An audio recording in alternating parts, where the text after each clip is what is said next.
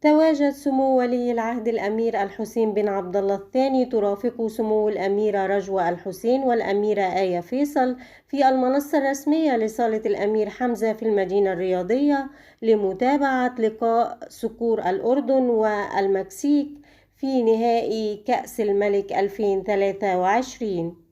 وفي التفاصيل، شهد لقاء المنتخب الوطني الأردني لكرة السلة أمام المنتخب المكسيكي في ختام بطولة الملك عبد الله الثاني حضور سمو الأمير الحسين بن عبد الله الثاني ولي العهد وسمو الأميرة رجوة الحسين.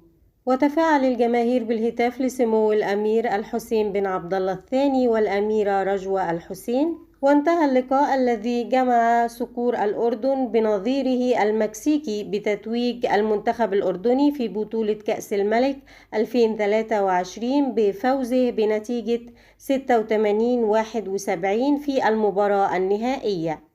وتوجه سمو ولي العهد إلى أرضية الصالة بعد انتهاء المباراة لتحية لاعبي المنتخب الوطني والشد من أزرهم قبل أن يلتقط صورا تذكارية مع اللاعبين، ويؤكد في حديثه على ثقته باللاعبين وقدرتهم على رفع اسم الأردن عاليا.